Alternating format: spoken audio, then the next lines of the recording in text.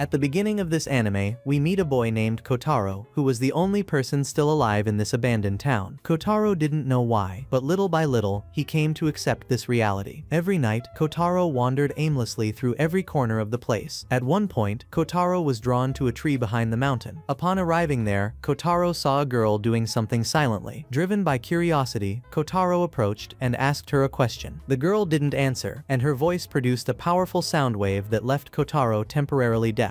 Then, the girl used red ribbons to pierce Kotaro's heart, taking his life. Startled, Kotaro woke up and breathed a sigh of relief when he realized it was all just a dream. Even so, Kotaro couldn't stop wondering who that girl was, and if she might have been his beloved in a past life. As he fantasized, the sound of the doorbell interrupted his thoughts. Standing at the door was his neighbor Rikako, his friend Kotaro's mother. She asked Kotaro for help searching for her daughter, who hadn't yet returned home. Kotaro accepted good-naturedly and set out to look for Kotaro. He was calm because it wasn't the first time she'd gone missing, and Kotaro always knew where to find her when that happened. Following the phone signal, Kotaro arrived at a forest near the park. As he walked and called Kotaro's name, a strange animal flew out of a bush. Kotaro watched, but since he couldn't identify it, he decided to ignore it and continue deeper into the forest until he found Kotaro. He eventually found her sleeping under a tree in the middle of a lake. Kotaro approached and tried to wake her by calling for her, but Kotaro didn't respond, as if she were dead. So Kotaro decided to try another method. He took something he knew would make anyone react: money. He rubbed some coins together, producing a metallic sound. As expected, even in her sleep, Kotaro's body reacted to the sound. Thus, Kotaro managed to bring her back home. Upon arriving, Kotaro finally woke up with a confused look on her face, unsure of what had happened. Kotaro spoke to her casually and asked her to come in quickly, as he knew well the difference between her wealthy status and his. As soon as he said goodbye to Kotaro, Kotaro had the strange feeling that someone was watching him. He became suspicious and ran home, quickly getting under the covers. In the silence of the night, Kotaro's bedroom door opened, and something slipped under his blanket. Half asleep, Kotaro felt something touching and then biting his hand, startling him so much that he jumped out of bed. He thought it was just a dream, but the drool still on his ear terrified him, so he ended up sleeping on the floor. The next morning, the bite mark was still there. On the way to school, Kotaro explained that the town where he lived was dedicated to forestry experiments. The local authorities were completely focused on environmental issues, so it could be considered a peaceful town. As soon as he entered the classroom, Kotaro received a sharp look from his classmate Yoshino, who had a reputation as a delinquent at school. Kotaro didn't understand why she was staring at him like that. Yoshino was furious because Kotaro hadn't shown up at the agreed-upon meeting place. From Kotaro's expression, it was clear he hadn't remembered the subject, so Yoshino prepared to punch him and refresh his memory. Kotaro struggled to remember, then recalled that the day before, Yoshino had challenged him to a fight on the rooftop. The reason was that Kotaro had been constantly pestering Yoshino with jokes and provocations until she became furious. Upon hearing this, Kotaro had accepted the challenge and even told her not to go home without seeing him. Now, having forgotten everything, Kotaro made Yoshino even angrier, to the point of wanting to send him straight to the hospital. At that moment, a girl appeared from outside the classroom to stop the commotion. It was Lucia, the student council president. She wanted to punish them, but the teacher arrived just in time, as class was about to start. Even after returning to her seat, Lucia still gave Kotaro serious looks. After the first 3 classes, during recess, Kotaro appeared in the classroom. Meanwhile, Yoshino started to challenge Kotaro again, but her delivery was so funny that Kotaro couldn't stop laughing. When she accidentally spit in his face, Yoshino became even angrier. She was already thinking about the best way to hit Kotaro when Kotaro joined the conversation. The 3 could be considered friends, as Kotaro didn't have many. Yoshino had a reputation for being a troublemaker, and Kotaro, despite talking to several classmates, wasn't as close to anyone as he was to these 2. That night, Kotaro felt as if he had sleep paralysis, but when he pulled back the blanket, he realized it was the same girl who came every night to bite his hand. The next day at school, he was still thinking about her, distracted and not paying attention to his path. Kotaro tripped over a cardboard box and fell face first onto the ground. Unsure who had left the box there, he soon realized a girl was stuck in a nearby tree. Kotaro went to her and asked if she was okay. The girl said yes, but explained that she was stuck and couldn't get down. Kotaro offered to help, but she was afraid he would see her underwear. Kotaro promised not to look and helped her down. During the conversation, the girl introduced herself as Chihaya, a new transfer student. Her story seemed hard to believe, but apparently she had carried the box containing a black cat up the hill, tripped and rolled until she ended up there. Kotaro took pity on her and offered to help carry the box, but it was incredibly heavy. Even so, Chihaya lifted her easily. Kotaro, unwilling to lose his manly pride, insisted on helping her even though his arms and legs were shaking. Worried that Kotaro would die from the exertion before he even reached school, Chihaya tried to take the box back. The two ended up wrestling until Kotaro lost his balance and made Chihaya fall backward. At that moment, Kotaro accidentally saw her underwear and quickly apologized. Embarrassed and furious, Chihaya gathered her things, ran away, and called Kotaro a pervert. The world was truly small for Kotaro, because Chihaya ended up being placed in the same class as him. As in any romantic comedy, she was even assigned the seat next to him. As soon as she sat down, Kotaro mentioned the underwear incident again, which made Chihaya want to smash his head with a table. Even Yoshino was surprised by her strength. Kotaro tried to make amends by introducing himself more politely, and although Chihaya had calmed down, she had already formed a poor first impression of him. After the teacher announced the harvest festival that would take place next month, Kotaro held his stomach and ran to the bathroom. When he came out, he saw a girl trying to blow a whistle in his direction. Realizing she couldn't blow it properly, he offered to help, but she ran to the bathroom, cleaned the whistle, and blew it again at Kotaro, warning him not to run around the halls. The girl was Shizuru, a member of the disciplinary committee. They already knew each other because Kotaro was known for causing trouble at school. The two talked for a while, and Shizuru punished him by telling him he should go out to eat with her on a day off. Kotaro accepted, and she promised to arrange it before saying goodbye. Soon after, another problem arose. A student from the journalism club came after him. She had a reputation as a reckless reporter and asked Kotaro difficult questions, as if he had entered the school illegally. Kotaro responded calmly to prove he was clean. Unable to get anything out of him, she left, but dropped a piece of paper. Curious, Kotaro picked it up and realized the reporter was keeping important and dangerous notes. He concluded he needed to be careful with Inoue to protect his secrets. After school, since Kotaro had a reforestation committee meeting, Kotaro approached Chihaya and asked if she would like to explore the city with him. He offered the tour as a way of apologizing for the previous incident. Chihaya thanked him for the offer but declined, saying she needed to find someone. Later, Chihaya met with a mysterious figure who warned her to be careful with her relationships and not reveal her true identity. In the following days, Kotaro continued to go to school exhausted, because the mysterious girl appeared every night to bite his hand. After hearing the strange story, Kotaro suggested he seek out someone named Dawn, a person at school known as a witch of sorts. Rumor had it she could use real magic and might be able to help him. The moment he heard the suggestion, Kotaro took the paper he'd received from the reckless reporter named Inoue and confirmed that it mentioned a witch named Senri, who belonged to the occult club. Driven by curiosity, Kotaro invited Kotaro to go look for her, and Kotaro happily accepted. After class, Kotaro asked Yoshino to accompany them to avoid looking like a couple. Yoshino refused, so the two of them followed. Since they had no concrete leads, they began asking around the entire school. Despite searching every corner, they found nothing. At that moment, an information broker approached Kotaro. After hearing he was looking for the witch, his name was Suzuki, and he handed Kotaro a notebook about the occult club. Finding it very useful, Kotaro thanked her enthusiastically and hugged Suzuki. Guided by the notebook, the two found a house in the woods. Inside, Kotaro discovered a very modern-looking room. After examining the surroundings, he confirmed that this place was the occult club's base. Before leaving, he left a note. That night, the mysterious girl appeared again. Panicked, Kotaro ran through the house looking for a way out. Neither the front door nor the windows would open. He grabbed a baseball bat and started banging on the window, but an invisible barrier prevented the glass from breaking. Then, the girl slowly emerged from under his blanket. Terrified, Kotaro pounded on the door and called for help, calling out Kotaro's name. The moment he said Kotaro's name, the mysterious girl disappeared, and Kotaro felt as if his soul had been taken away with her. The next day, Kotaro returned to the occult club. His note had been answered in blood written on the table, with the words that in 2 days he would die. Kotaro was deeply shaken, but then his eyes fell on a survey form. Everything seemed normal until he read a specific question that asked whether, given power, he would rather change the world or change himself. After finishing, Kotaro fell into deep thought. The school bell rang, signaling the end of the day. On the way home, Chihaya ran into Kotaro. Even though they had only met for a few days, Chihaya was already calling him by his name naturally, which surprised Kotaro. Just as Chihaya was about to say something, Kotaro walked by. Busy with the reforestation committee's activities, Kotaro took the opportunity to introduce Chihaya to Kotaro, and the two quickly became acquainted. Since Kotaro was in a hurry, she asked Kotaro to show Chihaya around town, which seemed to be exactly what Chihaya wanted. Chihaya was visibly pleased. Before they left, Kotaro teased them both, suggesting pet names for each other. Then, riding his noisy bicycle, Kotaro Kotaro took Chihaya for a ride. They traversed narrow alleys and winding streets as the sunset cast golden light over the rice paddies. Kotaro took Chihaya to a very special place, the headquarters of Martel, the world's most famous environmental organization. After the tour, Kotaro handed the bicycle over to Chihaya and arranged to meet again at school the next day. That evening, Kotaro returned to school, following a mysterious message he had received earlier from the Academy Witch. He went to the indicated classroom, but every time he entered, he ended up in a different one. The cycle repeated until he was led to the library. Warily, Kotaro leaned against the school vending machine and bought a can of coffee. Suddenly, that icy sensation ran down his spine again. The sound of footsteps echoed down the stairs toward him, and the mysterious girl reappeared. As Kotaro looked at her, a flood of strange memories flooded his mind. Memories of being killed by that girl over and over again. Terrified, he ran, but she stayed close behind. The school hallway seemed to stretch on forever, and the classroom doors wouldn't open. With no way out, Kotaro collapsed, accepting defeat. Suddenly, a door opened. Thinking he was safe, he ran towards it, only to see a group of strange creatures burst out and chase him. Kotaro ran without stopping, only to lose them in a stairwell. Looking down, the stairwell seemed as endless as the hallway. Exhausted, Kotaro sat down and lifted the coffee can to his mouth. The moment he opened the cup, the mysterious girl appeared again. Panicked, he bolted and dropped the can, which ended up in the girl's hands. She took a sip. Meanwhile, Kotaro reached a massive door. On the other side, there was another endless corridor. Voices echoed around him demanding something be returned, but he couldn't tell what. Kotaro tried to use acceleration to escape, but suddenly interrupted the ability and threw a punch at a lurking figure. The target appeared to be a goblin. The creature unexpectedly said it wanted to suck his blood. Then another being appeared and stopped the first. After scolding its companion, the pink creature introduced itself as Panny, and the green creature introduced itself as Gil. Gil continued to beg to drink Kotaro's blood. Taking pity, Kotaro gave a small amount. He then accompanied the two to an unknown location and learned that these creatures were called trash creatures. Suddenly, a loud crash shook the surroundings. Looking around, Kotaro saw a gigantic monster sleeping nearby. The three needed to sneak away, but as they flew, Gil suddenly sneezed and woke the monster. The trio fled as fast as they could, but the monster needed only a single leap to block their path. Just as they were unsure what to do, the mysterious girl appeared, still holding the coffee can. The monster threw one of its tentacles, and Kotaro used his acceleration to pull the girl away, not wanting to drop the can. Furious, the girl threw the red ribbons and severed one of the monster's tentacles, then lashed its head repeatedly. Wounded, the monster switched to a laser attack, but the girl raised a magic circle, deflected the beam, and continued pressing. Finally, she landed a devastating blow that exploded and destroyed the monster. Stricken by the after effects of the battle, Kotaro fell into a crevice and mysteriously returned to the school. Right before him stood a statue with a note in its hand asking him to take her to the occult club. There he finally encountered the Academy's witch. Bluntly, she introduced herself as Senri, the third-year student who had fueled the rumors. Instead of being astonished by her real existence, Kotaro was paralyzed by her moonlit beauty. After composing himself, Kotaro recounted everything that had happened. Senri didn't seem to believe him and continued playing, until she decided to take the matter seriously and repeated the same question from the form, asking him if he would rather change the world or change himself. Kotaro gave an unfocused answer, saying he wanted her to be practical and help him deal with the mysterious girl biting his hand. So Senri handed him an amulet to exorcise spirits. However, she first played a cruel joke, handing him a paperclip and calling it an amulet, just to tease him. Only after irritating him a bit did she finally give him the real thing. Needing to know if it worked, the two arranged a follow-up date. Senri also invited Kotaro to join the occult club. That night, in a hazy dream among the clouds, Kotaro met a girl who introduced herself as Tomoko, the guardian of the amulet Senri designed. She said she would stay there to protect him. Although extremely powerful, Tomoko promised to help Kotaro sleep peacefully. She even mentioned that she would ask him out on a date if he survived. Then the mysterious girl appeared again, and this time the amulet flew straight into her mouth. The girl spat out the amulet and crawled back into Kotaro's blanket. However, the amulet began to act up, making the girl so uncomfortable that she left. The next morning, Kotaro mourned Tomoko's departure. Kotaro went to school and looked for the supply room door that had taken him to the other world the night before. This time, nothing happened. He went to class and told Kotaro everything he had experienced, including talking creatures and giant monsters. Like Senri, Kotaro replied that he needed to stop imagining things as if he were on drugs. When Chihaya entered the classroom, Kotaro told her about the incident as well. During recess, in the cafeteria, Kotaro stood at the free coffee counter complaining about how bad the coffee was and how uncomfortable he felt because everyone thought he was on drugs. He felt he had to do something. Just then, Kotaro saw his friend Yoshino and decided to play a prank on him. He offered Yoshino a strawberry ice cream topped with hot sauce. After being fooled so many times, Yoshino was already familiar with this trick. trick. The two kept tossing the ice cream back and forth until, without realizing it, they swapped it for someone else's. Unfortunately, that person was Lucia. Even so, she ate without showing any reaction. Worried that she might suffer some kind of effect later, Kotaro took the ice cream and ate it all. Lucia was furious because Kotaro had touched his mouth to the same spoon she had used, as if it were an indirect kiss, and punched him so hard that it sent him flying. Feeling pain in his face, Kotaro went outside to cool off and found Shizuru sleeping under a tree. He sat next to her to rest a bit. Just as class was about to start, the alarm rang and they both woke up. Shizuru was surprised to see Kotaro there. They chatted for a few moments and then said goodbye. That afternoon, Kotaro went to visit Senri again. She was surprised that the amulet had actually worked, and then threw Tomoko in the trash, which Kotaro regretted. Seeing her indifference, he asked if she didn't believe in the occult. Senri confirmed that she didn't, and explained that she hated people who believed in the supernatural. Kotaro then asked why she had founded the occult club. Senri explained that she hadn't founded it, but had simply taken over the club, which was about to be closed because she wanted to use that room. Afterward, Kotaro invited her to play a game in which he would prove the supernatural was real. He said that if nothing happened, he would admit to being high, but if it was real, he wanted Senri to fulfill one of his requests. When she asked what it was, Kotaro boldly replied that he wanted to touch her. She reacted by calling the police, and a desperate Kotaro had to stop her. In the end, Senri accepted the game. That night, the mysterious girl appeared again in Kotaro's room. This time she was prepared against Tomoko's attacks. Undeterred, she began to crawl into Kotaro's blanket, but he made a noise that made her flee in a hurry. The next day, Kotaro took Kotaro to speak with Senri. He asked her to help prove the supernatural existed. Furthermore, Senri seemed wealthy and influential, which could benefit Kotaro. Hearing this, Kotaro agreed, and the two created a website for the occult club. When they finished, Chihaya suddenly appeared and revealed that she already had some kind of connection with Senri. That night, Kotaro had a disturbing dream about Senri, but when he reached out in the dream, he actually touched the mysterious girl. Since Tomoko had run out of charms, she slipped easily into his room. Surprised by the unexpected touch, she fumbled a bit and then left. The next morning, Kotaro asked Senri for more of Tomoko's charms, and she simply pointed to the trash can. As soon as he left, Kotaro ran into the reckless reporter Inoue. She followed him after hearing that Kotaro had joined the occult club and about the game he had played with Senri. Coincidentally, she also wanted to prove that supernatural phenomena were real. Inoue then challenged Kotaro to see who could find proof first, and left. Afterwards, Kotaro took Shizuru to the occult club to help. She quickly fell in with the older girls. Senri began to grow irritated by the chaos of the group Kotaro had assembled. Suddenly, Shizuru's phone rang. It was someone from the disciplinary committee. Kotaro whispered something in her ear, and Shizuru repeated it aloud, saying that she loved Kotaro and would follow him forever. Kotaro didn't have time to say it was just a joke before the call ended. Unfortunately, the person on the other end was Lucia, who immediately ran to the club and punched Kotaro. After the punch, Shizuru explained that it had been just a joke, but an expensive one. She explained that she had joined the club to help Kotaro research and prove that the supernatural existed. Upon hearing this, Lucia also joined the club, intending to protect Shizuru from a pervert like Kotaro. Watching everyone chatting together, Kotaro thought to himself that he wanted to become someone. He had spent a lot of time alone, and now he wanted to change his dull life, believing that these people could help him achieve it. Thus, the occult club truly began its activities. Outside, the mysterious girl continued to watch Kotaro. She sensed something unusual and placed her hand on her heart. In the following days, Kotaro began to wake up refreshed, thanks to the abundance of Tomoko's amulets the president had given him. The mysterious girl stopped appearing. At school, Kotaro, representing the reforestation committee, announced the upcoming harvest festival. Even stumbling over her words, she managed to finish her speech. After the meeting, Kotaro invited Yoshino to participate in the festival, but received a blunt refusal. Disappointed, Kotaro went to the occult club to check the website and see if anyone had posted anything. There, he encountered an unknown man who immediately called him out. Shortly afterward, Senri emerged from the shower, apparently exhausted from an intense battle the night before. Kotaro wanted to ask who the man was, but before Senri could answer, Chihaya entered the room. When the man saw her, his demeanor changed completely. He handed over the meal Chihaya had forgotten. Politely, Kotaro introduced himself and asked his name. The man said his name was Sakuya and claimed to be Chihaya's brother, but Chihaya stopped him. Senri then told her there was no need to hide anything. Sakuya explained that for certain reasons he was responsible for taking care of Chihaya. Since the two brothers shared the same last name, Kotaro found it strange to call them casually. Senri then told him to just call Chihaya by her her name, as it would be simpler. However, the moment Kotaro said her name, Sakuya sternly warned him not to address her that way. The school bell rang, ending the conversation. As they left, Kotaro, ever the teasing one, slowly repeated Chihiya's name to irritate her brother, who declared he would never like him. Back in the classroom, Kotaro was still thinking about Chihiya's strange brother when the sound of chalk hitting the board brought him back to reality. It was Lucia, the student council president, working on her assignment. Curious, Kotaro asked Yoshino why Lucia wore gloves all the time. Yoshino surmised that perhaps it was because she disliked touching dirty things. Kotaro disagreed, saying that someone with that kind of aversion wouldn't be fit to be council president. He then theorized that the gloves served to seal some kind of dark force. To Kotaro's surprise, Yoshino believed the idea and joined in the fun. The two ended up being reprimanded by the teacher for disrupting class. After class, at the occult club, Kotaro was excited to see that someone had posted on their website. Everyone was excited too, but more interested in gathering and eating than in Kotaro's supernatural stories. When they finally took it seriously, they read a post about a student who had seen a creature called a tsuchinoko. The group began to imagine what it looked like, and even if it might be edible. Senri explained that it was basically a fat snake. Although it was hard to believe Kotaro had lived long enough to consider it possible. He thought that if he could find the creature, he could fulfill the deal he had made with Senri. The group split up to search for the tsuchinoko in the school garden. While searching a bush, Kotaro felt something soft and round. Thinking it was the fat snake, he pulled it, but discovered it was Lucia's body. Naturally, this earned him a beating. Just then, a real fat snake appeared. Kotaro ran after it, but Chihiya easily captured it with her strength, until something began to pull her away. Undeterred, Chihiya held on tight and revealed a strange woman trying to take her. The woman calmly introduced herself as a part-time saleswoman and a part-time hunter of exotic creatures. She explained that her main job was sales, but she also hunted on the side to finance luxury purchases and travel. She said she had taken on the search for the Tsuchinoko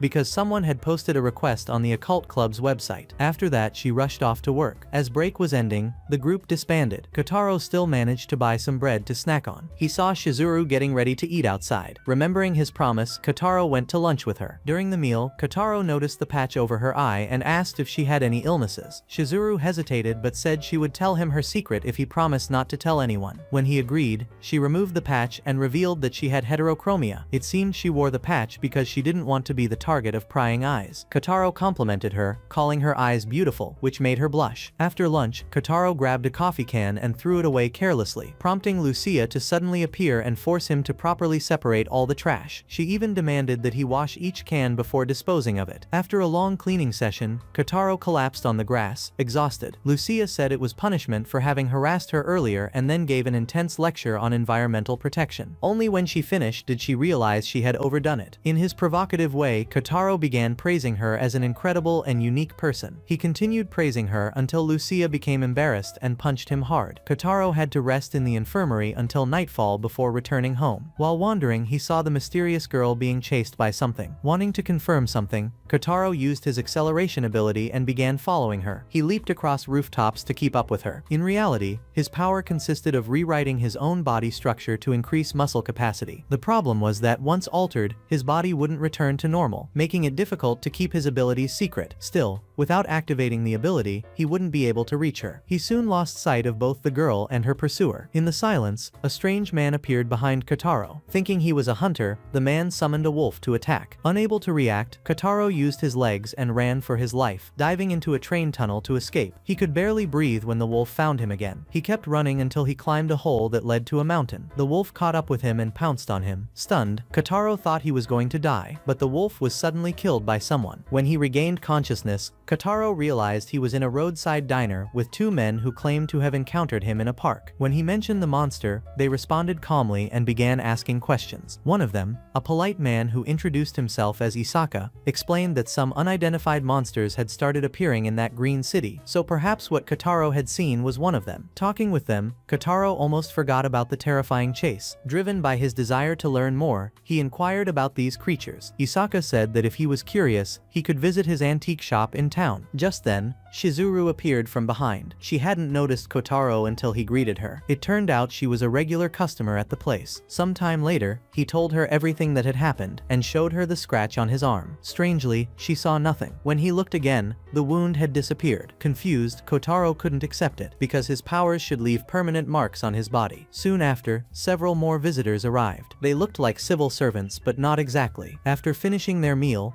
Kotaro walked Shizuru home. On the way back, he thought about how difficult her life must be and wondered what he could do to help her. Suddenly, Sakuya appeared with an ice cream he had bought for Chihaya. He taunted Kotaro and declared that he was now his enemy. The next day, at noon, Kotaro had lunch with Shizuru again, and then rushed to the occult club to tell Senri that he had found someone knowledgeable about mysterious phenomena. He took the group to the park where the ramen stand from the day before was located, but she was gone. Confused, he tried calling Shizuru, as she was a regular customer, but she didn't answer. Lucia also tried and failed. Everyone gave up and left, leaving Kotaro to search alone. He then headed to an autonomous district in search of the antique shop. As he looked around, he bumped into a red-haired man who seemed surprised to see him. Hearing Kotaro's name, the man asked if he was really living like an ordinary person now. Seeing Kotaro's confused expression, the man warned him about delinquents who had recently appeared. After saying goodbye, Kotaro entered an alley and soon encountered the aforementioned group. They could tell from his uniform that he attended the same school as Yoshino. When Kotaro mentioned his best friend, the delinquents became suspicious because he dared to call him by name. Apparently, Yoshino was a legend in that region, having single-handedly defeated 100 people, a truly feared figure. They called Yoshino to confirm if Kotaro was truly his friend. After the call, their attitude changed completely, and they began treating him with respect. With their help, Kotaro finally reached the antique shop. Inside, he found Isaka again, and Shizuru was also present. He sat down and asked why she hadn't answered her phone. She explained that she had turned it off to save battery. Isaka noticed how close the two were, seeming more like friends than senior and freshman. Kotaro told the story of how he met Shizuru, recalling that she had gotten lost on the way to the disciplinary committee, and he had helped her find it. Thanks to his playful nature, they quickly became friends. After that, they returned to the main topic. Kotaro wanted to know more about the creatures Isaka and the ramen vendor had seen. Isaka showed him some photos he had taken, but the images were very blurry and didn't resemble the two creatures Kotaro had encountered before. While disappointing, it was still something. At dusk, the two said goodbye and returned home. Kotaro kept some photos, and Isaka gave him a business card so he could stop by whenever he wanted. On the way back, the two chatted, and Shizuru was genuinely happy that Kotaro had found the motivation to pursue a goal, even if it had started because of his interest in Senri. At least Kotaro had changed a lot from who he used to be. Before heading home, Shizuru stopped at a bakery to ask for leftover breadcrumbs, which would be her food for the next few days. A few steps later, she also went into a thrift store. The next day, Kotaro threw a photo on Senri's desk, but that still wasn't enough to convince her to pause the game and listen to it. Meanwhile, Shizuru pulled out a CD she'd bought the day before. She wanted to listen to music but didn't have a player, so she asked Kotaro for help. At home, Kotaro brought out his old music player, the same one he used when his parents scolded him for disobeying. He decided to give the device to Shizuru,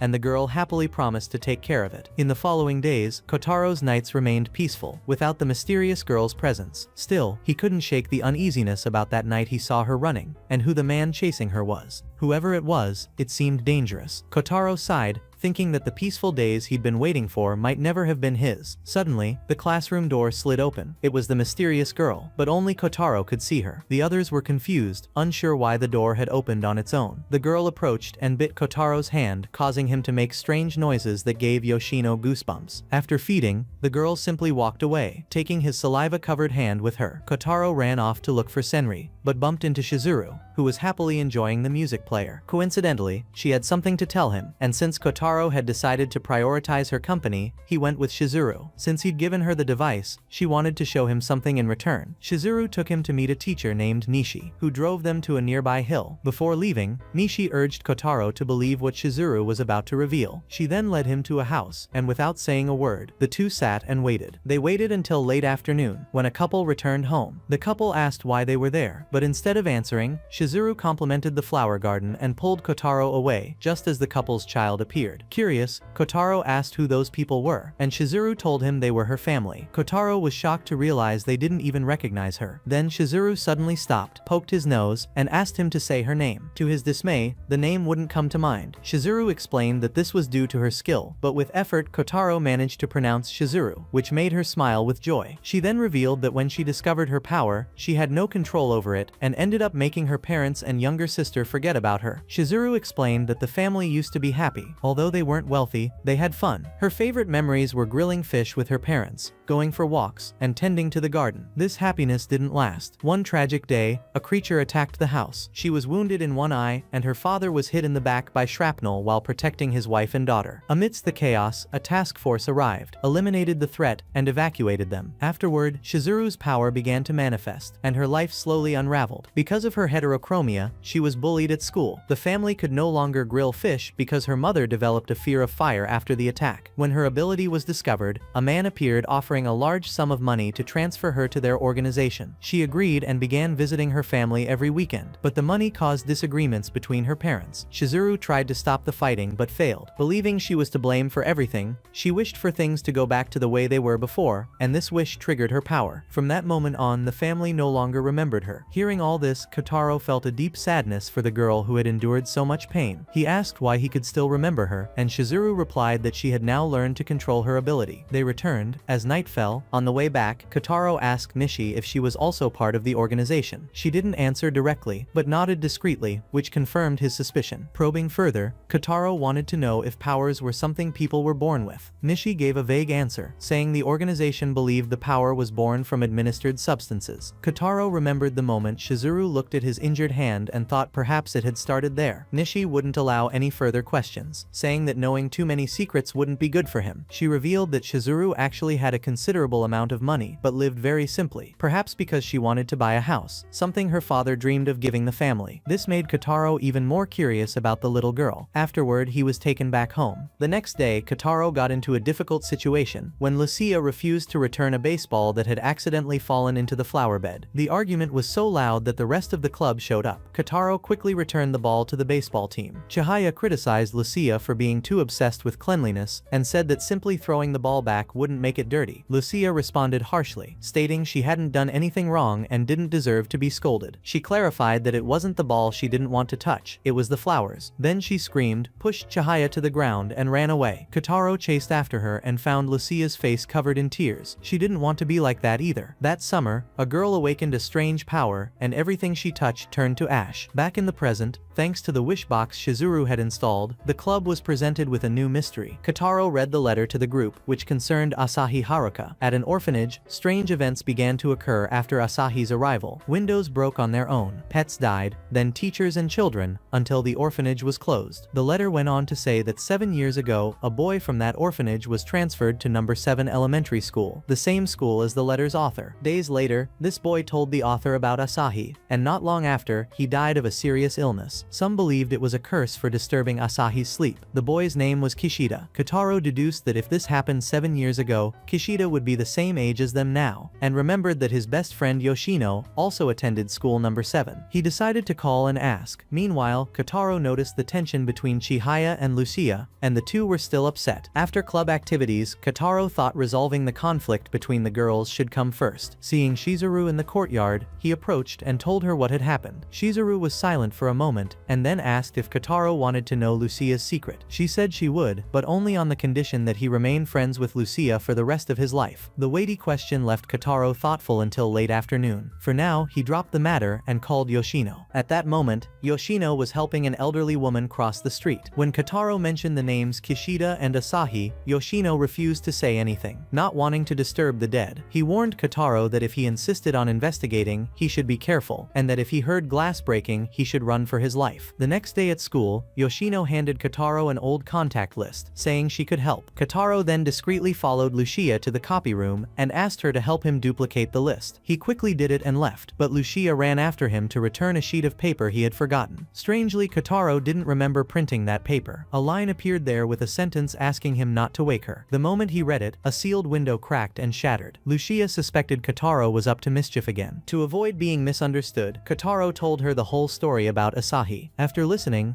Lucia began to accept that the cracked glass might actually be Asahi's doing. Kotaro didn't believe Asahi was evil. Kotaro believed Asahi harbored a deep sadness and wanted to prove she wasn't malicious. Kotaro asked Lucia to help him clear the girl's name, and the handshake surprised Lucia because it had been a long time since she'd done that with anyone. On the way home, it started to rain. Lucia opened her umbrella, and at that moment, an explosion rang out as the street light in front of her snapped. Beneath the broken street light stood Asahi, and the sight awakened a painful memory in Lucia, making her scream and clutch her face. Meanwhile, Kotaro was being scolded by Asahi's former victims on the phone for inquiring about her, and some people still claimed the curse hadn't ended. All the leads seemed to lead nowhere, so Kotaro decided to lean on Lucia, as he had asked her to contact the girls listed in the directory. The next day, Lucia didn't show up at school. Kotaro tried to reach her but was unsuccessful. Just then, the nosy reporter Inoue showed up after hearing that Kotaro was involved in something strange. Inoue handed over a report she had written about Asahi, claiming she had no ill intentions and simply wanted to help others who were also searching for supernatural phenomena. Inoue warned Kotaro that he owed her money, and left. Kotaro read the report, and based on the information, tracked down a man who claimed to have encountered Asahi. The man played audio of breaking glass and told some strange stories, but eventually admitted he had exaggerated everything and that nothing had actually happened to him. Disappointed, Kotaro returned home in the rain, having learned only that the orphanage where Asahi had stayed was called the Santa Brogia Peace Garden. On the way back, Kotaro felt a chill, as if someone were holding his hand, and a voice whispered to him not to wake her. Startled, Kotaro quickly pulled away and realized it was Lucia, who fainted after repeating the same words. When he regained consciousness, Lucia was at Kotaro's house. He explained that he had undressed her to prevent her from catching a cold. Lucia thanked him, walked to a vase and plucked a leaf, which instantly crumbled to ash. Lucia said that this was the power of Asahi's curse. Kotaro panicked, thinking the investigation had brought the curse upon her. Kotaro remembered what Shizuru had told him, that Lucia had suffered a childhood accident, and afterward plants and animals withered and died around her. Even unintentionally, Lucia always blamed herself and began to believe her own hands were unclean, developing a fear of touching any living thing. The only thing that helped her were her gloves, which she believed prevented harm, though the reality hadn't changed, which made her believe even more that she was tainted. Kotaro tried to comfort her, but Lucia pushed him away. During the pushing and shoving, some of her power accidentally touched Kotaro's arm. After taking Lucia home, Kotaro went to the orphanage, which was now closed due to high-level toxic waste. Ignoring the warning, he entered without realizing he was being filmed by security cameras. Kotaro entered the church and found photos from 7 years ago, including images of Kishida and eventually, Asahi. The moment he looked at Asahi's photo, the image shattered. Kotaro turned and said it was good to see her again, calling her Asahi, or rather Lucia, because he'd already figured it all out. Kotaro explained that the contacts directory had given him the clue. One of the names, Waka, had moved, so the address was out of date. But when Kotaro called that number anyway, the curse manifested itself. The only people with access to the list were Yoshino, Kotaro himself, and the person he purposely allowed to see the document, Lucia. Lucia admitted she had broken the glass and tried to warn Kotaro to stop the investigation. Kotaro said he only wanted the truth. Lucia revealed her power, claiming her hands emitted a toxin, capable of shattering glass and even killing without direct contact. She also explained that she had tried to stop everyone from digging so her shameful past wouldn't come to light. Around her the air was thick with the poison she released. As Lucia spoke, Kotaro began to collapse, having been poisoned when her power touched his arm earlier. Lucia panicked and apologized, but Kotaro said he was sorry he hadn't been strong enough to prevent such suffering. To avoid dying from the toxin, Kotaro rewrote the structure of his own cells and made his body resistant to Lucia's poison. Within moments, Kotaro fully recovered, leaving Lucia stunned. Without discussing his own powers, Kotaro held her hand and assured her he would be her friend, asking her not to be sad or run away anymore, as that would leave her alone forever, and reminding her that she had the occult club by her side. His words reached Lucia's heart, and she cried and hugged Kotaro, releasing a long-held weeping. Outside, a team in orange suits rushed in. Lucia told Kotaro not to worry, as this was her team. The leader appeared, and it was Professor Nishi. Nishi then took Kotaro to the hospital for examination. Unaware of the fact that he had become immune to Lucia's power, Kotaro wanted to know the truth about Nishi and the organization behind her. Nishi revealed the name Guardian, a group that brings together people with special powers to protect the Earth. At that moment, the Green City was in danger, because someone possessed the key, a being whose existence could determine the fate of the world. Guardian referred to this being as the key, whose presence had profound implications and could affect people's faith and beliefs. There was also a radical group called Gaia that targeted the key, intending to return the planet to its original state using this being, in contrast to Guardian's goal. Nishi stopped there and warned Kotaro that he must keep everything a secret, or he would disappear from the face of the earth. Kotaro agreed on the condition that Lucia make him a bento, and Lucia, embarrassed, scolded him while Nishi left them alone. One day, as he was leaving the bathroom and still thinking about what to eat for lunch, he was attacked from behind and passed out. When he woke up, everything was dark, his eyes blindfolded and his limbs tied. Kotaro struggled until he heard Lucia's familiar voice urging him to calm down. Before releasing him, Lucia asked him to promise something. Even though she didn't understand, Kotaro agreed. Lucia then removed the blindfold and untied Kotaro, who was speechless. Lucia was wearing a maid's uniform and holding a lunch tray she had prepared herself. Kotaro froze in surprise. Days before he had said it as a joke, but she took it seriously. Her face burning, Lucia looked away. Kotaro reassured her with gentle compliments on her effort and appearance. The more he talked, the more embarrassed she became, until she lost her composure and slapped him out of sheer embarrassment. The two sat down and ate lunch together. Kotaro praised the food, and Lucia sighed in relief. She had poured her heart into that meal with Shizuru's help, because Lucia couldn't taste due to her body's toxicity. Shizuru prepared a special medicine so she could help, and the two became close. At school and at Guardian, Shizuru was Lucia's only true friend, but Kotaro corrected that and reminded Lucia that he and the rest of the occult club also had friendships. Lucia hesitated, still uncomfortable from her past conflict with Chihaya. Kotaro held her hand and assured her that everything would be okay and that he would be there for her. After lunch, Lucia went to the club room to apologize to Chihaya, who coincidentally had gone to the same place to do the same. The two bowed and apologized. In the end, they made peace. Chihaya even asked why Lucia was so attached to Kotaro, and Lucia proudly replied that he was her friend. Perhaps having been alone for so long, Lucia no longer knew how to maintain proper distance. Seeing this, Shizuru also clung to Kotaro to assert her position, but Lucia clearly had the upper hand in certain aspects. With that, Kotaro announced that the occult club was back in session. The mystery of the day was a legendary sword supposedly stuck somewhere in the Green City, which only a true hero could retrieve. With this single piece of information, the group set out to investigate and arrived at a candy store where the sword had been stuck for 10 years, with no one able to remove it. Suddenly Yoshino appeared, claiming she had trained for that sword for 10 years. All of Yoshino's training was easily defeated by Chihiya's brute strength, who pulled the sword out in a matter of seconds. To their even greater astonishment, the sword shattered immediately. Mystery solved. Next, the group investigated a strange noise reported in an abandoned house. Cautiously entering, they found nothing unusual until Chihaya tripped, prompting Kotaro to rush to her aid. In the process, he discovered a cache of indecent books. Chihaya screamed and punched him in the face. Coincidentally, Kotaro fell into a box containing a musical stuffed toy, explaining the eerie sound. Second mystery solved. The third case involved a sackman screaming at school at midnight. The entire group sneaked into the building, avoiding reporter Inoue, and went to investigate the source of the noise. They discovered it was just a friend of Kotaro's, who trained in the room every night. Thus, the third mystery was solved. A few days later, Kotaro found new clues in the forest. From the outside, it looked like a group picnic, and Sakuya offered to prepare food for everyone except Kotaro. Senri found this unreliable, but still chose to trust Kotaro. He asked if anyone wanted to accompany him, but no one showed interest except Shizuru. Lucia said Shizuru didn't need to go just to please Kotaro, but Shizuru replied that she wasn't going just for that, so Kotaro decided the whole club would go together on the weekend. On Saturday, Kotaro ran to the meeting point, being the only one late. Everyone was excited, especially because Kotaro had brought her guard dog, which turned out to be the strange hedgehog-like creature they had seen before. Kotaro had adopted the creature and named it Molth. Although it was clear it wasn't a dog, everyone insisted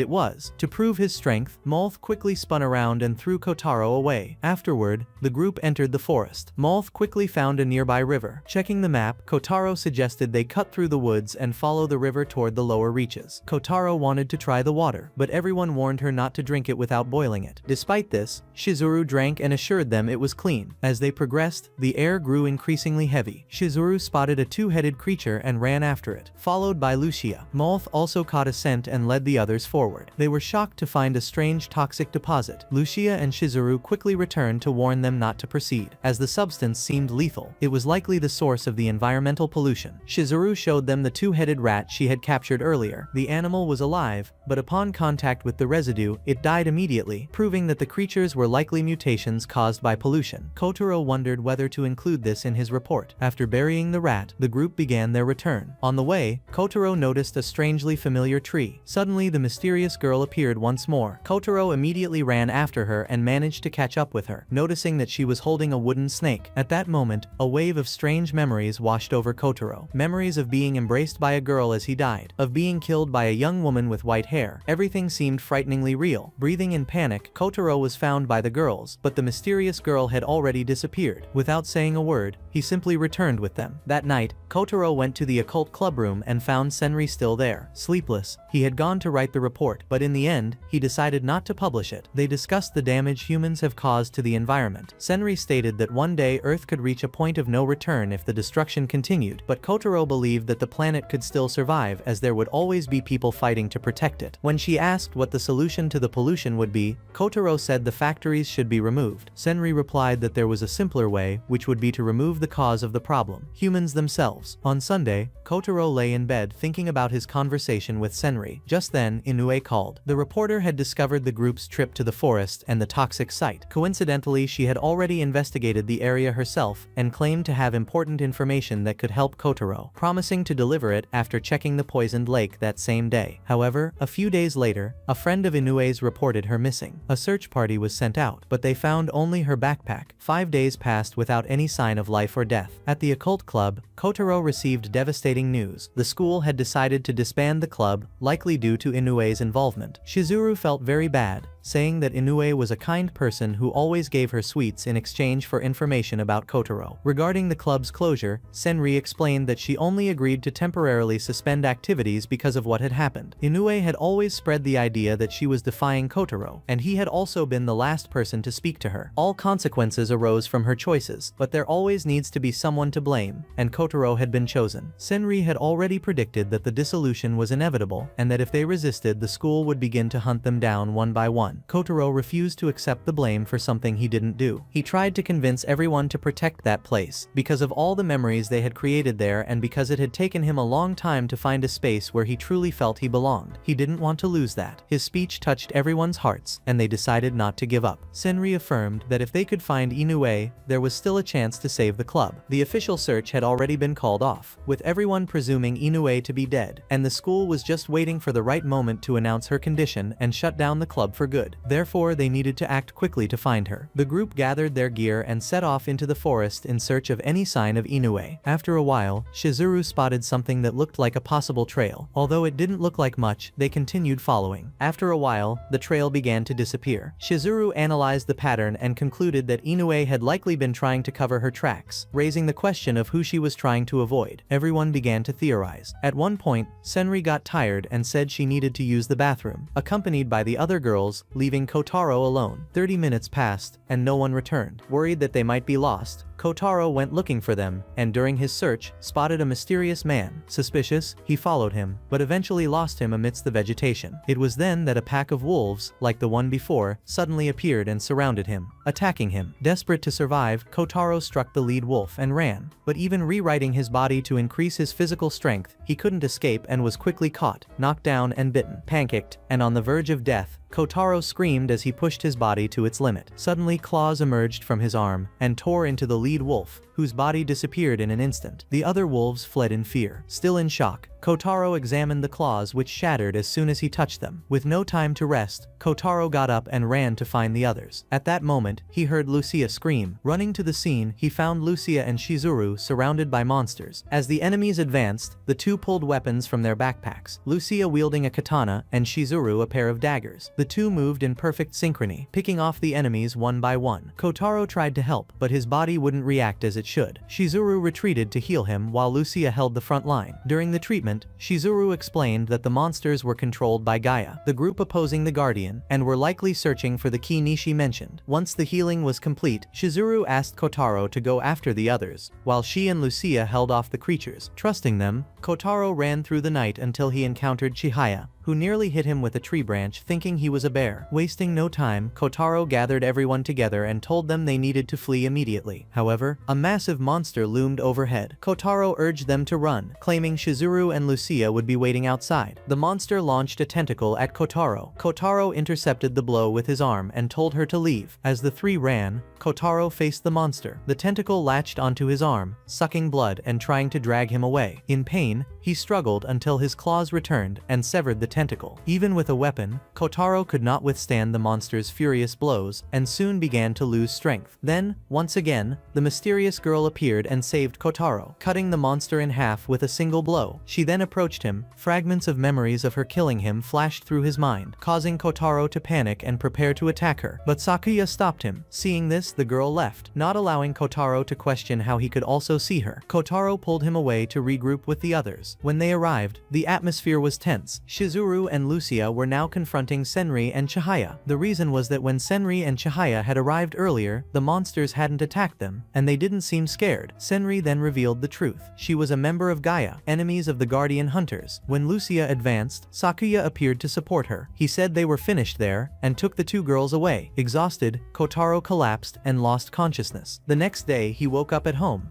When he arrived at school, all the girls had disappeared, and none of them answered his calls. His best friend noticed something was wrong and asked, but Kotaro kept it to himself. Just like that, everyone disappeared from his life. Days passed, Jaino was still missing, as were the others, and Kotaro's life returned to monotony. One thing that puzzled him was why even Kotori had stopped coming to school. Although she didn't say anything, Yoshino sensed something had happened and told Kotaro that if he needed help, he could just ask. At home, Kotaro began to reflect on his power. It seemed to be more than just physical enhancement. He concentrated and summoned his claws again, testing them and realizing they were extremely sharp. He began training with them. Suddenly, the mysterious girl appeared again. She said something about the situation being extremely urgent before fainting. The next day in class, the teacher announced that John Zeo had been found. She was in a hospital in the neighboring town, her memory fuzzy. Kotaro figured her family had probably moved after the incident. While deep in thought, he ran into Shizuru again. She had come to say goodbye, probably for the last time. Then she disappeared, and Kotaro could do nothing but stand and watch. He continued going to school and returning home alone. One night, when he arrived home, he found his belongings rummaged through, and a red ribbon leading up to his room. Upstairs, he encountered the mysterious girl again. She introduced herself as Kagari, and that was all he remembered. He had no memory beyond that, only that she had an important mission connected to Kotaro. In short, she needed his help. The next morning, Kotaro was awakened by Kagari biting his arm. He got ready for school. Since Kagari still didn't know who he was or what she needed to do, Kotaro let her explore the internet and said they would talk more after class. However, when he arrived in class, Kagari was already there, wearing a school uniform and participating in class. She even started a fight with Yoshino, and Kotaro pulled her aside to talk. Kagari had already studied everything online and now wanted to attend school with him. She even had the ability to change her clothes at will. With no other option, Kotaro took her on a tour of the school. The first stop was the cafeteria. Kagari wasn't interested in the food, just fixated on the cafe, even yelling at the staff for more, forcing Kotaro to drag her out. Then they went to the park, and coincidentally, ran into Jainao. Surprisingly, she remembered nothing. Kotaro sat with her and explained everything, but still her memory wouldn't return. She then took a memory card from her pocket. That was probably why she'd been looking for it. She handed it to Kotaro, saying it might be useful. Before they parted, Kotaro reminded her of the game they'd promised to play, telling her she'd won. Back home, Kotaro began exploring the memory card's contents. Meanwhile, the two opposing factions were making moves. Gaia, surprisingly, was actually the Green Marble conglomerate. They held a meeting to choose their new saint. Afterward, Senri met with Chihaya and a child. She reported the outcome of the meeting, and said that both factions were now targeting Kotaro. As for Kotori, her whereabouts were unknown. On the Guardian side, Shizuru and Lucia had finally captured the monster responsible for the tragedy that destroyed Shizuru's family. After achieving their revenge, the two regrouped with Isaka and Mishi, having also eliminated the creature's controlling element. The four discussed how Gaia planned to send a large number of monsters into the city during the upcoming Harvest Festival. Meanwhile, Sakuya had captured Penny and Gil because they dared to ride birds and drop dirt on Chihaya's head, and now he demanded payment for their mistake. As for the memory card, Janya had discovered the truth about Gaia and believed the organization existed deep within Green City. The journalist also revealed that all the supernatural events and dangers were caused by Gaia. While Kotaro watched this, Kagari intruded, demanding to watch movies on the laptop, but was eventually drawn in by the images in the files. Kotaro then received a message from Kotori after many days of silence. She said she was sick and would be returning to school soon. Kotaro happily responded, unaware that Kotori was actually assembling an army in the forest for some unknown purpose. On his day off, Kotaro took Kagari shopping for clothes, unaware that the three factions were watching his every move. First were the two creatures sent by Gaia, second were Kotori's allies, and third was the red-haired man from Guardian. Kotaro took Kagari to an antique shop to find Isaka, but the man was no longer there. Kagari then turned to Kotaro and told him they were being followed. Hearing this, Kotaro realized and quickly dragged Kagari into an alley to lose the three factions. They encountered Yoshino's gang, and after explaining the situation, Yoshino agreed to help. He even showed Kotaro a shortcut to the next town. Before leaving, Kotaro thanked Yoshino and told Yoshino about Kotori's condition. Meanwhile, the three factions clashed. The red-haired man was beaten by Moth and the two guys Gaia creatures, and then Yoshino's gang beat him several more times. Back with Kagari, Kotaro had managed to escape with her, but she began acting strangely due to coffee withdrawal, clinging to him and making strange noises that drew attention. He had to run to buy her coffee. At the vending machine, Kotaro ran into Lucia again. He quickly asked if she was okay, but she was no longer the club president she once was. Lucia openly stated that both Guardian and Gaia were monitoring Kotaro and Kotori, and that if neither of them showed anything unusual, the organizations would stop monitoring them. With that, she left. After a day of mayhem around the city, Kotaro and Kagari rested in the park. After she finished her 10th can of coffee, Kotaro took her home. Unexpectedly, the blonde man from before appeared again. Curious to know how Kotaro had managed to kill his monster, Kotaro kicked him in surprise, but the man summoned 2 dogs to attack. However, Kagari instinctively destroyed them. Furious, the blonde man decided to take action personally, using his power to heat up the entire room. Just in time, Moth appeared and attacked him. Kotaro seized the opportunity to grab Kagari and escape. Back home, before he could even rest, Kotaro realized someone had broken in. Kagari ran around the house nervously looking for damage and was relieved to find her online coffee order still intact. Kotaro discovered that Panny and Gil had been the intruders and arrested them both for questioning. When the creatures refused to speak, Kotaro shook a box to torment them. At that moment, Moth appeared again, and Kotori contacted Kotaro. Kotori wanted Kotaro to meet her in the forest. Kotori had been observing everything through Moth's eyes, and after learning that Guardian and Gaia were targeting Kotaro, she decided it was time to tell the truth. Kotaro and Kagari followed Moth into the forest. They arrived at a strange place, and Kotori suddenly appeared from a portal and pulled them both inside. Inside was a secret base, teeming with creatures building something. Kagari felt the place was familiar, and Kotori confirmed that it made sense, as that was where Kagari had been born. Kotori admitted that she had always seen Kagari, but never said anything. Kagari was overjoyed to learn that Kotori knew her and even assured Kotaro that he could return home, as he would no longer be needed. Then everyone sat down and Kotori explained that all the creatures there had been created by her. Kotori built this space to protect the key and was not part of either Guardian or Gaia. Kotori called her own group Druids. Kotori told Kotaro a story about a person who once controlled monsters and sealed their knowledge within a mistletoe tree, leaving this knowledge for future generations to use properly. 10 years ago, Kotori's family was in a traffic accident, killing her parents. Frightened, Kotori entered the forest and found the mistletoe tree, which granted her knowledge and transformed her into a druid. Kotori's mission from then on became to protect the key, and more precisely, Kagari was the key herself. Kotori added that Gaia and Guardian continued to feud over Kagari, and although both factions claimed the same goal of protecting Earth, Kotori led Kotaro to the mistletoe tree, where the light represented the planet's energy. Kagari was born there in human form, and Kotori also relied on this energy to control monsters. An ordinary person would need to use their own lifespan to achieve something like that. At that moment, Kagari heard music coming from Martel Corporation, where Senri and the leadership were watching a symphony. When the presentation ended, Gaia and Guardian began preparations for the final confrontation. Meanwhile, the 2 trash creatures escaped from the cage and revealed their location to Sakuya. The next day, Sakuya arrived not to start a fight or capture Kagari, but to offer assistance in protecting the key. Sakuya had been ordered by Senri to observe Kotaro and his activities, and in effect, came to act as a sort of assistant. Upon hearing this, Kotaro requested combat training. Sakuya agreed but warned that it would be rigorous. Over the next few days, Sakuya took care of the cleaning, cooking, and dedicated time to training Kotaro, who began to repeat exercises continuously under Kagari's watchful eye. One day, Kotaro announced that the supplies were out, as she had only stocked up on supplies for herself and Kagari. Sakuya suggested that everyone go shopping, since the harvest festival had begun, and so far neither Gaia nor Guardian had moved. After finishing their shopping, Sakuya took Kotaro and Kagari to meet Senri again. Senri revealed that she had become the Holy Maiden of the Martel Corporation, an organization that presented itself to the public as environmentally friendly but was actually waging a war over the key. That day, Senri wanted to meet Kagari and ask why the Earth had assumed human form to appear before humanity. Kagari replied that she was trying to rediscover her own nature and offered Senri a can of coffee, commenting that, after living there for a while, she had come to find humans truly fascinating. Upon hearing this, Senri promised to help Kotaro as much as possible and prepared to leave, at which point Kotaro stopped her to remind her of a previous agreement. With Kagari present, the supernatural was proven, and Kotaro simply distracted her with a can of coffee and pinned her against the wall, but stopped before making any inappropriate gestures and declared that he would leave the matter for when they met again at school. In the forest, the blonde man discovered the secret base through Panny and Gil. Meanwhile, Kotaro Kotaro continued his training. On Guardian's side, Lucia had discreetly entered the forest to search for Katari after hearing a reported sighting. Lucia came across the blonde man's group planning an attack and overheard their conversation about the key's presence. Considering the situation, Lucia prioritized protecting the key, but recalling memories with Kotaro and her friends, she decided to protect the group first. Lucia quickly neutralized two enemies, but the blonde man launched a surprise lava attack and turned the terrain into a field of flames. Realizing the fire would soon spread, Lucia tried to end the confrontation quickly. Lucia used a toxin that dried out the surrounding area to contain the flames, then launched a poisoned blow that caused her opponent to bleed. The man resisted, unleashed a burst of power, and pierced Lucia with a flaming spear. On Gaia's side, Senri made a decision. Senri would allow Chihaya to leave the organization to search for Kotaro. Before their departure, Senri gave Chihaya a letter to take to Kotaro, and assured her that he would take care of the rest. The next morning, Chihaya set out in search of Kotaro's base with a map in hand. On the way, Chihaya found a seriously injured Lucia. Unsure of what to do, Chihaya crossed paths with Kotaro,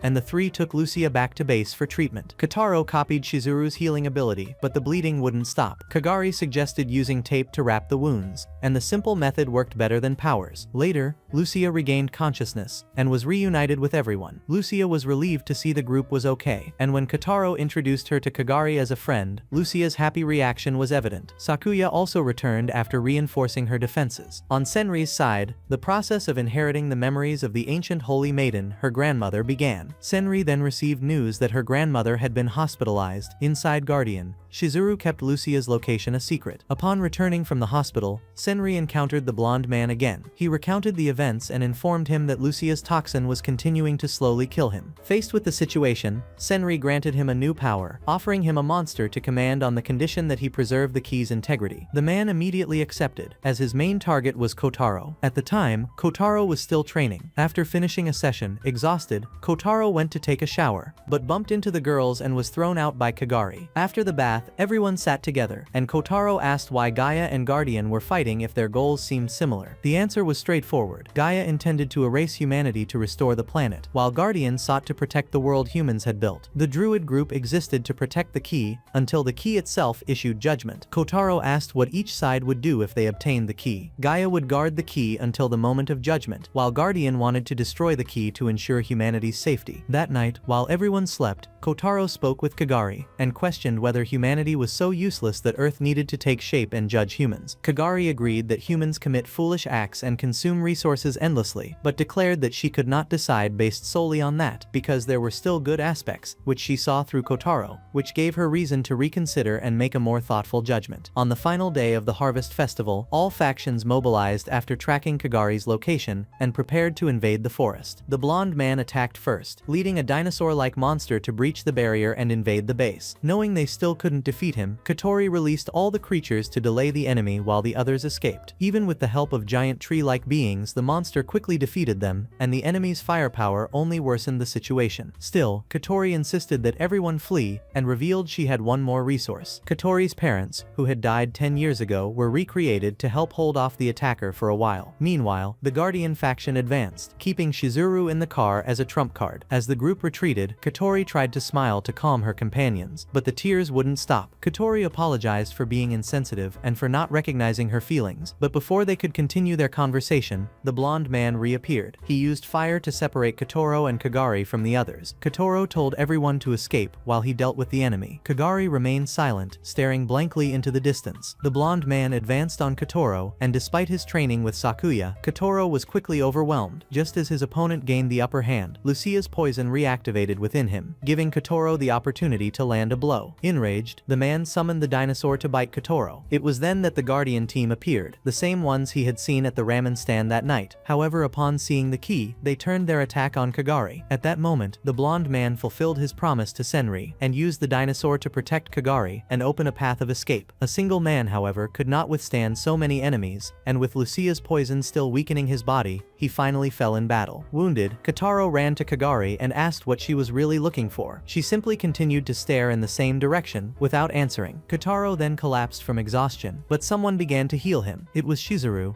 who had decided to stay by her friend's side. Kotaro passed out and woke up to find everyone gathered again. He had been taken to a stone city, a branch of Gaia, and as always Kagari remained staring into space. Besides Senri, she asked her grandmother why she was so obsessed with eliminating humanity. The grandmother replied that the ancient sacred maidens had lost faith in people, something that had accumulated over generations. Each time a maiden was chosen, she inherited all their previous memories and ended up being controlled by them, without even a happy memory to compensate. Senri, however, believed she had found happiness. The grandmother replied that she would wait and see how long it would last, and took her to witness the end of humanity. Meanwhile, next to Kotaro, Kagari, after a long time in silence, finally spoke. She said it was regrettable that she hadn't found even one good memory about humans. Immediately afterward, she screamed in pain, and the stone city rose to the surface. The mistletoe tree grew until it nearly touched the sky, and monsters began pouring out of the city, slaughtering people. In the following days, a true catastrophe for humanity began. Disasters arose throughout the world, factions continued to clash, and everything turned to blood and ruin. On one of those chaotic days, Kotaro took Kotori to the rooftop of a building so she could see the world after Kagari's trial. A gigantic monster appeared, shaking heaven and earth. Just as Kagari awoke, this time she was back to normal, and said there was a song that had been troubling her for days, and that it finally seemed to have stopped. Kotaro was relieved to see her safe, but Asaka appeared, making it clear that she wanted to kill Kagari. Kotaro knew his strength, and had no choice but to use his rewriting power, ignoring Sakuya's warnings that overuse would make him lose his humanity. Kotaro accelerated his body tenfold to fight Asaka, rewriting his cells with each blow, until even his wounds no longer bled. Realizing that Kotaro was surpassing human limits, Asaka decided to defeat him before he became a monster. But Shizuru arrived on a motorcycle, and dragged Asaka to fight elsewhere, having chosen to protect her friend. At that moment, Kotaro's body began to transform into a tree. Kagari then understood why she was attracted to him. It was because her cells were inside him. The revelation revealed that the girl from Kotaro's old memories was Kotori, who had witnessed Kagari attacking him and didn't understand why he was there. Worried, Kotori had begged Kagari for help, who gave her a red ribbon to heal him and save his life. But now there was no saving him, because Kagari's power had grown too much after so many rewrites. Kotaro's human body could no longer contain it. Still, if that power were taken away, Kotaro would die too, because it was the very thing keeping him alive. At that moment, Pani and Gil finally fulfilled their purpose. If they could close the wound and replace the energy within Kotaro's body, he might survive. After all, they had shared so many happy moments together. Kagari then took the red ribbon and inserted the two creatures into Kotaro's body, helping him regain consciousness. Kotari remained silent about Pani and Gil's sacrifice, but before they could do anything else, Kagari heard the same song again, prompting her to unleash more destruction. Kotaro's arms suddenly grew into a tree. Senri had been possessed to continue the song of annihilation, using it to manipulate Kagari into causing even more devastation. Soon Kagari's body began to transform into a tree as well. Kotaro, dragging her wounded body, struggled to pull her back. Unexpectedly, he managed to awaken her by clutching her chest. But even after regaining consciousness, the world was already on the brink of extinction. One by one, everyone began to disappear. Chihaya, Lucia, Shizuru, and Kotari faded until no one remained. In the end, only Kotaro and Kagari remained. As Kotaro watched his friends fade away, Kagari said one last thing before transforming into a tree for good. She said she believed he would save everyone. And so, one of the branches of that story quietly came to an end, leaving everyone deeply saddened. Leave a like if you enjoyed the story, and subscribe for more videos.